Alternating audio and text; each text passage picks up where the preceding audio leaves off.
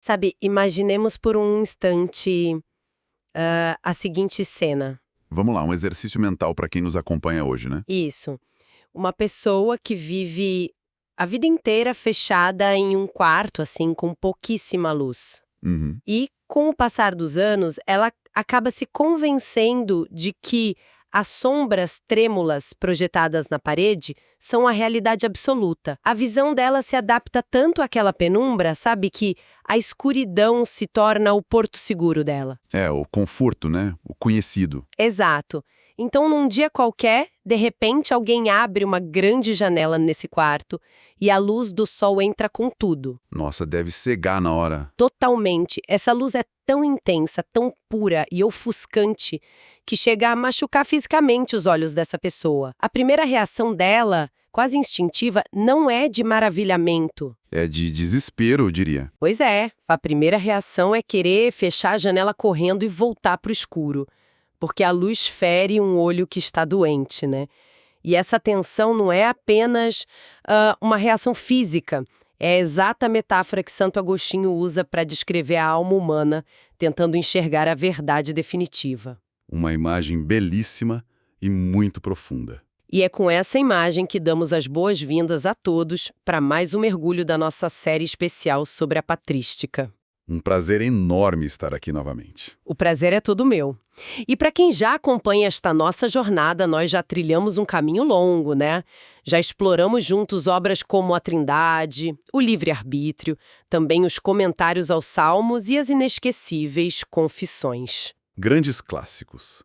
Mas a nossa análise de hoje, eu ouso dizer que tem um sabor muito particular. Com certeza tem. Hoje nós vamos nos debruçar sobre o volume 11 dessa coleção monumental. É um volume que traz duas obras que são verdadeiras joias, sabe? Solilóquios e A Vida Feliz. Exatamente. O que torna o nosso encontro de hoje tão especial é justamente a missão que nós temos pela frente, que é extrair o ouro destas páginas. Nós vamos entender como Agostinho estrutura ali do zero essa busca definitiva pela verdade e pela felicidade plena. E tem um detalhe que salta aos olhos logo de início, que é o contexto histórico, né? Sim, sim. Agostinho redigiu essas obras em Casseciaco, que era um retiro super tranquilo no norte da Itália.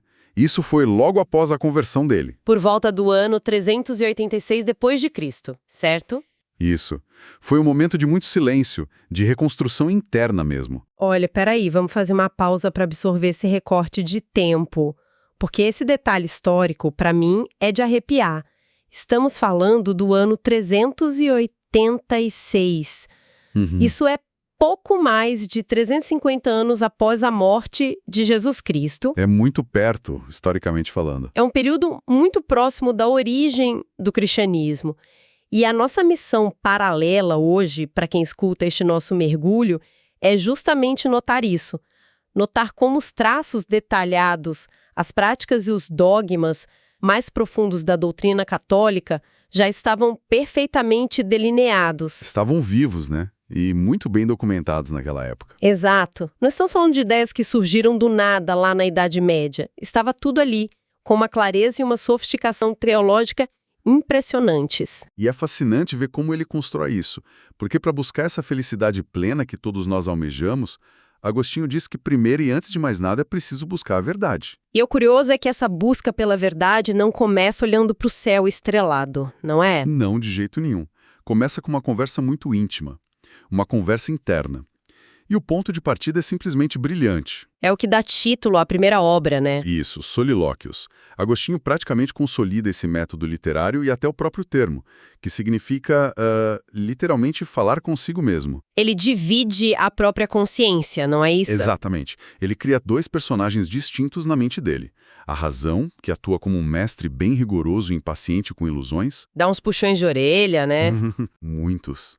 E do outro lado, o próprio Agostinho, que se coloca numa posição de extrema vulnerabilidade, como um discípulo que precisa de cura mesmo. E o objetivo dele nessa conversa é bem ambicioso, né? É de uma simplicidade que chega a ser monumental.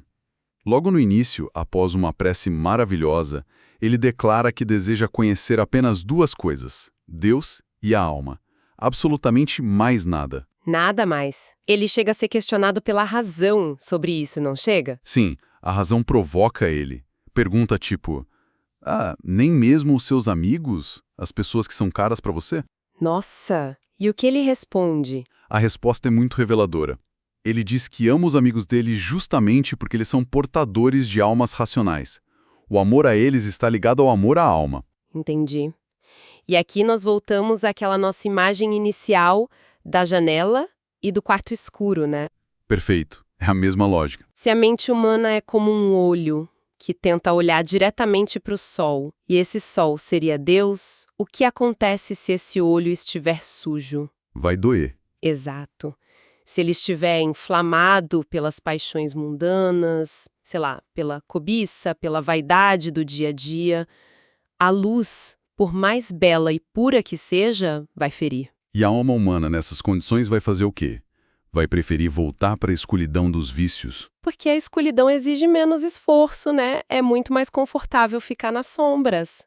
É um diagnóstico duro da nossa condição, mas é de um realismo cortante.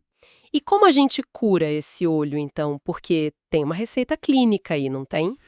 E o desdobramento dessa analogia é onde encontramos a grande sacada de Agostinho. A razão explica para ele que não adianta apenas querer ver a luz. A alma precisa passar por um processo de purificação profundo. O olho precisa ser tratado. Isso. E para que esse olhar consiga se sustentar diante da verdade sem cegar, são necessários 3 elementos fundamentais. O primeiro passo é ter o olho são, limpo daquelas manchas e amarras do corpo.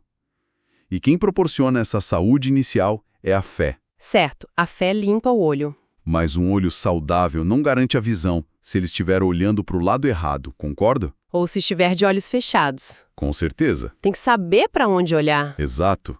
É preciso direcionar esse olhar com a expectativa real e confiante de que a luz vai despontar. E esse direcionamento confiante é a esperança. Fé e esperança. Falta um. Falta o mais importante. Porque mesmo crendo e esperando, a intensidade da luz faria qualquer um desviar o rosto na hora, a menos que houvesse um desejo muito ardente por aquela claridade. O amor, né? Um amor tão profundo que superasse o incômodo inicial de encarar a luz. E isso é a caridade, o amor. Fico maravilhada pensando na mecânica disso. Fé, esperança e caridade. Nós estamos vendo a base absoluta das 3 virtudes teologais da Igreja Católica. Perfeitamente estruturadas. Sim, e não apenas como conceitos abstratos ou regrinhas morais de bom comportamento. Elas são apresentadas como um método clínico. É o único caminho prático e estruturado para a purificação da alma e para alcançar a visão de Deus. É o tratamento completo. E volto a repetir para os nossos ouvintes. Isso foi escrito séculos e séculos antes das grandes catedrais medievais. O caminho cristão definitivo já estava mapeado ali, de forma lógica e irrefutável. E essa cura é o alicerce para o segundo grande passo lógico que a obra propõe.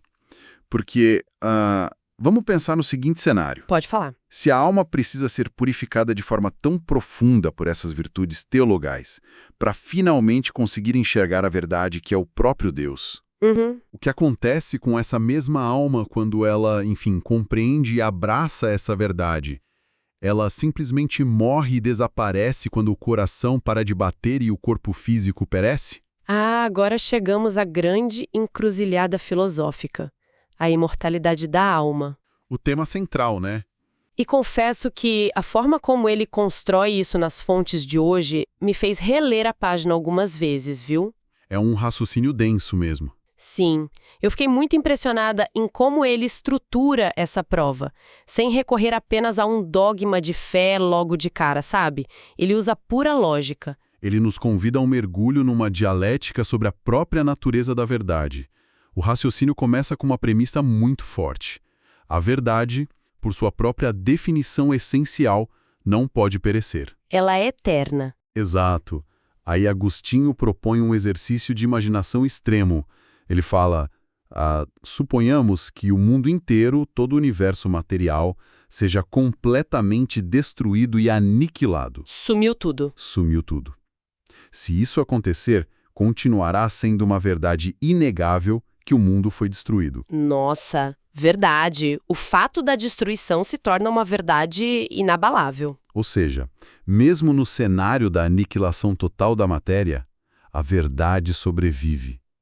Ela é totalmente independente da matéria. E qual é o próximo passo da lógica dele? A partir daí, ele conclui: se a verdade não perece, e se a ciência e a compreensão dessa verdade residem inseparavelmente na alma humana como seu sujeito... Assim como a claridade reside no sol, né? Brilhante, exatamente essa metáfora. Então, a alma deve ser imortal, porque a alma é o receptáculo da verdade, e aquilo que contém o eterno de forma inseparável não pode, por definição, ser temporário. É um checkmate lógico. Mas deixa eu tentar clarear isso um pouco mais e fazer o papel do advogado do diabo aqui, pode ser? Claro, vamos lá. Porque é um conceito bem denso. Se a verdade é uma substância eterna e indestrutível, e se Deus criou tudo de modo que a verdade reside nas coisas criadas, de onde vem a falsidade? Excelente pergunta. Porque, sabe, o nosso mundo cotidiano está inundado de ilusões, de mentiras, de aparências que nos enganam o tempo todo. Como a falsidade existe num mundo criado pela suma verdade? A dúvida que surge é perfeitamente natural. E o próprio Agostinho trava um verdadeiro combate com a razão ali no texto. Para entender isso... E como ele resolve esse impasse? A resposta que a fonte nos traz é construída com exemplos muito palpáveis do dia a dia, sabe? Pensemos na imagem de uma pessoa que aparece em um sonho nosso. Uhum. Ou no reflexo de um rosto na superfície de um espelho. Ou ainda naquele clássico efeito de ótica, o remo de um barco que parece quebrado quando está mergulhado na água, sabe qual é? Sei. Clássico das aulas de física. Pois é, o grande pulo do gato aqui é entender que a falsidade não tem uma substância própria. Como assim? O mal e o falso não foram criados por Deus como entidades independentes que existem por si mesmas. Então, se eles não têm substância, o que eles são na prática? Apenas um vazio? O texto define o falso como aquilo que tende a ser o que não é.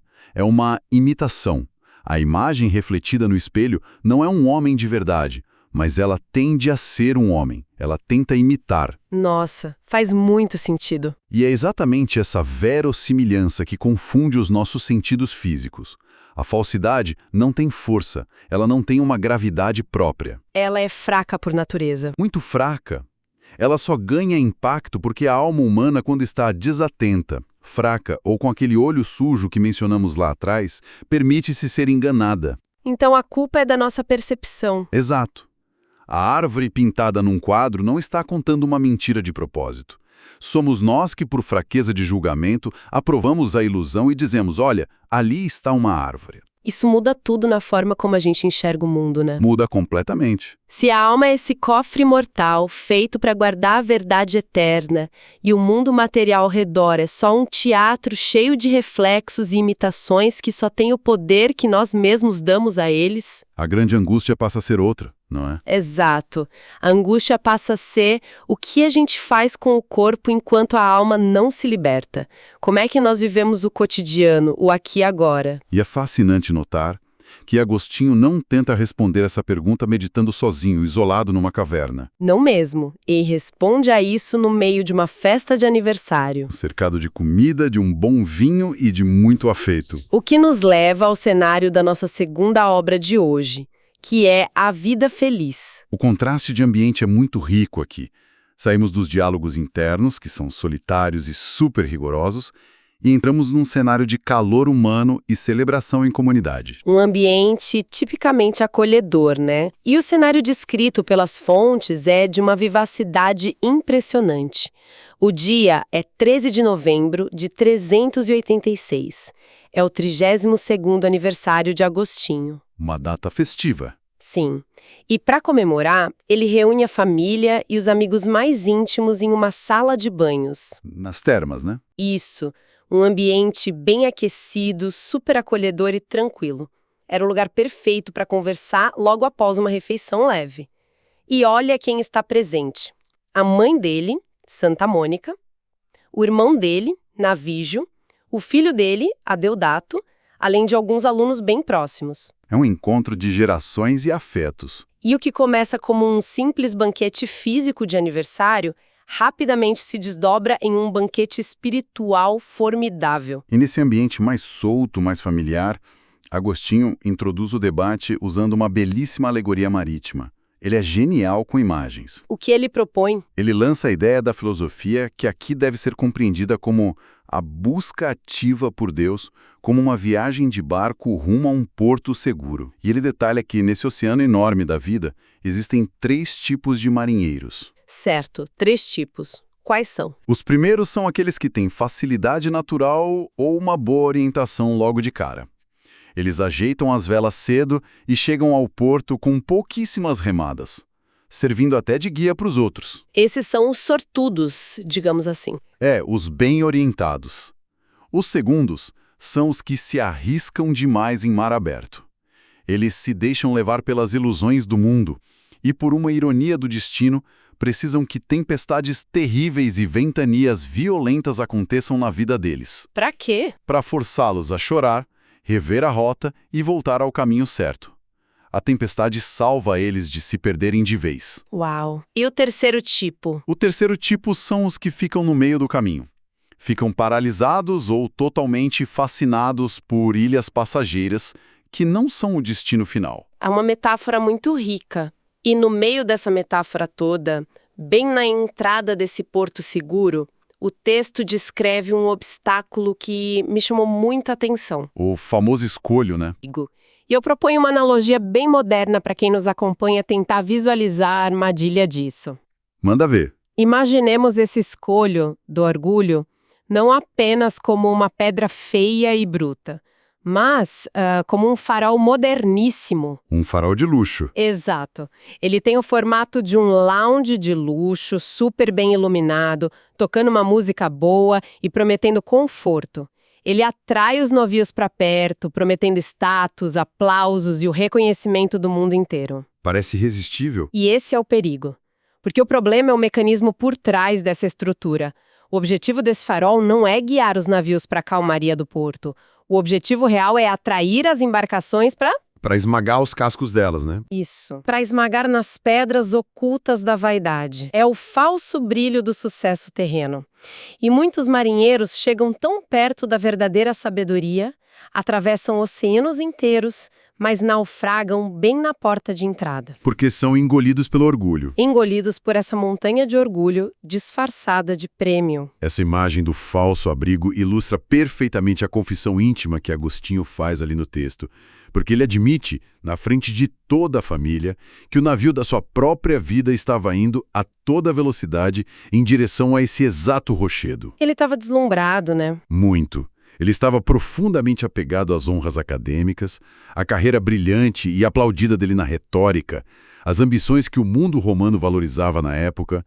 Ele queria os aplausos. E como ele escapou desse rochedo? Um choque de realidade veio do que ele descreve usando a metáfora como uma tempestade benéfica. A tempestade que salva o segundo tipo de marinheiro. Exatamente.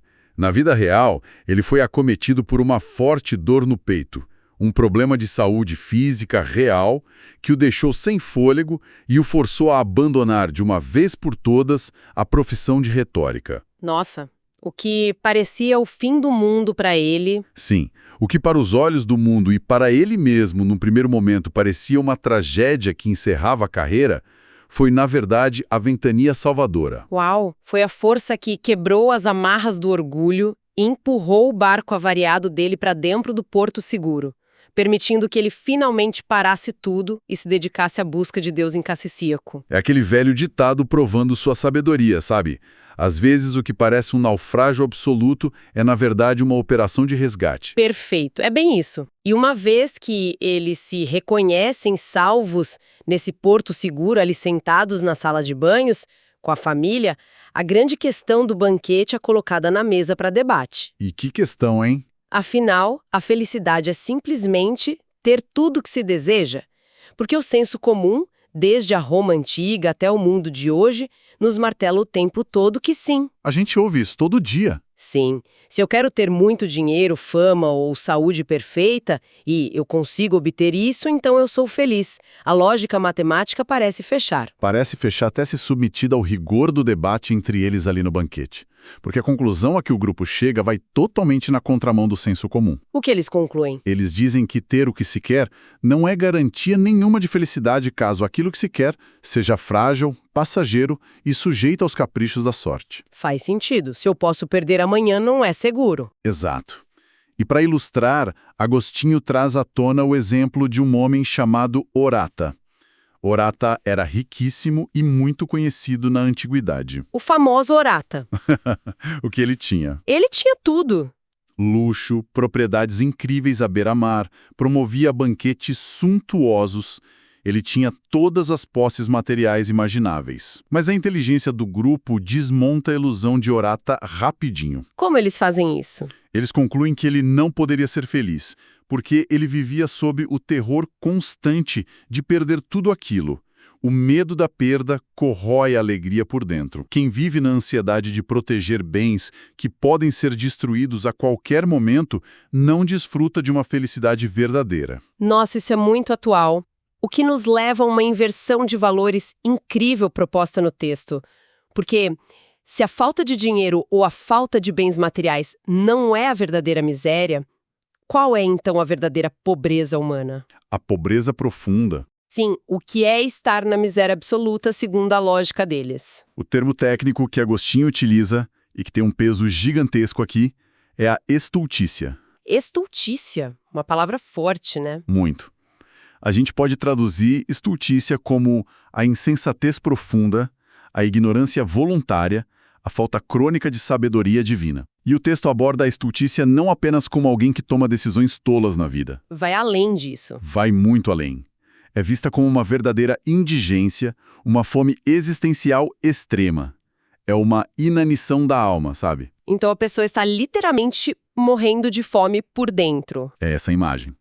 Um homem pode ter os celeiros cheios de comida e a conta bancária transbordando de moedas, mas se falta a ele a sabedoria divina, ele é o mais miserável dos indigentes, porque a alma dele está desprovida da única substância capaz de nutri-la. E, em oposição a essa fome toda, a sabedoria entra como a comida. Exato. Mas a sabedoria não é vista como um acúmulo de conhecimento acadêmico. Ela é a plenitude, a justa medida que sacia a alma por completo. E falando em sabedoria, é preciso dar o devido destaque à grande estrela desse banquete intelectual, viu? Ah, sem dúvida. O ponto alto. Porque não é o genial Santo Agostinho com toda a sua retôrica clássica que rouba a cena. E tão poucos são os jovens estudantes de filosofia com suas teorias gregas. A estrela absoluta da noite é a mãe dele, Santa Mônica. A presença dela muda o tom da obra inteira. O papel dela no diálogo é de tirar o fôlego mesmo. Ela não possui formação acadêmica ou grandes estudos formais em filosofia. Mas cada vez que Mônica intervém na conversa, ela profere as verdades mais densas e cristalinas do banquete. Verdades que deixam todo mundo calado. Exato. Quando perguntam para a mesa se ter o que se quer é ser feliz, é ela quem sacramenta. Ela diz, olha, só é feliz quem deseja o bem. Desejar o mal e conseguir possuí-lo é a pior das desgraças. Uma lucidez impressionante. Sim. E a participação dela prova na prática que a verdade jorra de uma fonte divina interior. Vem da pureza da alma e da devoção sincera a Deus, não de decoreba de livros de retórica. A presença de Mônica eleva demais a temperatura do diálogo. Ela transforma o que poderia ser apenas um exercício intelectual muito bem articulado, sabe, num debate de acadêmicos. Num testemunho real. Exato. Em uma experiência espiritual concreta e palpável. Mônica é a personificação viva daquela alma curada, com o olho limpo e purificado que a gente debateu lá no início em Solilóquios. E é justamente essa vivência autêntica dela que prepara o terreno para o desfecho da obra, não é? Prepara perfeitamente. É o desfecho teológico magistral de A Vida Feliz, que, aliás, eu considero o ponto alto e definitivo de todo o nosso estudo de hoje. Então, vamos desempacotar esse final, porque ele amarra tudo de um jeito perfeito.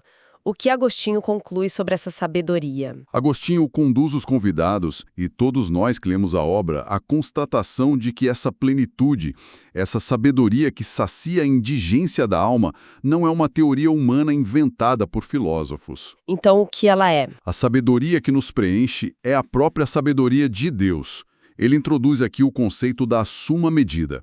Ele explica que a felicidade perfeita não é um sentimento passageiro de alegria. Ela é alcançada somente quando a alma se alinha perfeitamente a essa medida divina através da verdade. Alinhar-se à medida divina. Lindo. Ele finaliza Branchetti estabelecendo que a felicidade estrutural do ser humano só existe na comunhão direta com a Santíssima Trindade. E a forma como ele explica o como isso funciona é o que mais impressiona quem lê com atenção. É de uma clareza dogmática incrível. Sim, porque não é uma lista arbitrária. Ele explica a anatomia dessa felicidade plena em 3 pilares que são totalmente interdependentes. Ele diz que ela consiste em conhecer de forma piedosa 3 coisas. Vamos a elas. Primeiro, nós precisamos conhecer aquele por quem somos guiados, a verdade. Ele assume a medida, a origem de tudo e o fim, que é a figura do Pai. O Pai que nos guia. Isso.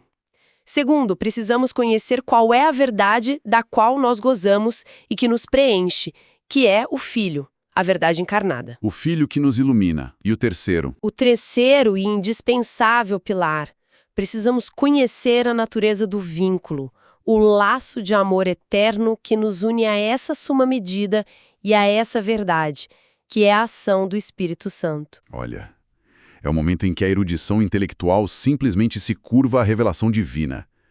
Temos aqui a formulação esplêndida do dogma trinitário católico: Pai, Filho e Espírito Santo. É impressionante ver isso registrado no ano 386. Sim.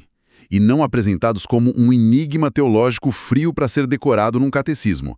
A Trindade é apresentada ali, no calor da discussão, como a própria estrutura da sanidade e da felicidade humana. Nossa, muito bem colocado. O homem só deixa de ser um faminto, só encontra a sua justa medida, quando está em comunhão com o Pai que guia, com o Filho que ilumina e com o Espírito que une tudo. E reforço mais uma vez para quem nos escuta. Tudo isso foi debatido, compreendido em profundidade e lindamente registrado nos primórdios da Igreja, com uma conclusão calorosa e amorosa de um jantar de aniversário. É o verdadeiro banquete espiritual. Totalmente. E, sabe, essa constatação nos deixa com um pensamento final muito provocativo. Algo que reverbera de forma estrondosa quando a gente olha para a nossa própria realidade hoje em dia. Como assim? Bom, Agostinho nos demonstrou com uma lógica irrefutável e amparado por uma sabedoria profunda da Mãe que a estultice, essa desconexão voluntária de Deus, é a verdadeira indigência, é a fome absoluta. Já a sabedoria divina é a única plenitude capaz de saciar o ser humano de verdade. Aí, quando olhamos ao redor para a nossa sociedade contemporânea frenética, nós vemos tantas pessoas que parecem ter absolutamente tudo no aspecto material. São os oratas modernos. Perfeito. As garagens estão abarrotadas de carros do ano, as contas bancárias estão cheias, os currículos são invejáveis. Mas, diante de tudo que nós lemos e debatemos hoje, quantas dessas pessoas não estão, na realidade, vivendo como verdadeiros indigentes espirituais? É uma pergunta que machuca, né? Machuca muito. Quantos não estão morrendo de inanição por dentro, consumidos de ansiedade pelo medo constante de perder seus bens perecíveis, exatamente pela falta dessa verdadeira e suma medida? Essa é a grande fome do nosso tempo. É uma reflexão que nos convida a reavaliar a bússola das nossas próprias vidas. Onde estamos ancorando o nosso navio? É o tipo de questionamento que tira o nosso sono, sabe? Mas no melhor dos sentidos, aquela insônia produtiva. Com certeza. E acho que é importante frisar para todo mundo que o percurso que nós fizemos hoje foi apenas um vislumbre. É uma pequena amostra das riquezas filosóficas e teológicas que habitam essas páginas. É só a ponta do iceberg, né? Exatamente. A profundidade da dialética agostiniana sobre a imortalidade da nossa alma lá nos Solilóquios E a beleza radiante das discussões daquele banquete de A Vida Feliz são experiências que exigem tempo, exigem pausa e muita meditação pessoal de quem lê. Sem a menor dúvida. E é motivada por essa riqueza imensa que eu deixo aqui um convite muito afetuoso a todos os nossos ouvintes. Busquem a obra completa. Vale cada página lida. Vale muito. O volume 11 da coleção Patrísticas, que é editado com tanta excelência pela Paulus, é muito mais do que um livro de estudo. É uma leitura indispensável para a alma de qualquer pessoa. Um remédio para aquele olho doente da nossa analogia inicial. Exato. Sentem-se à mesa desse banquete espiritual. Leiam as palavras de Santo Agostinho na íntegra. Nós garantimos que é uma daquelas viagens que alteram permanentemente a maneira como a gente enxerga o mundo e a nós mesmos. Um caminho sem volta pro bem. Com certeza. Continuem com a janela desse quarto escuro sempre aberta, deixando que a luz cure nossos olhos aos poucos. E nós aguardamos todos vocês para o próximo mergulho da nossa série. Um grande abraço a todos e até o próximo encontro. Um grande abraço e até lá!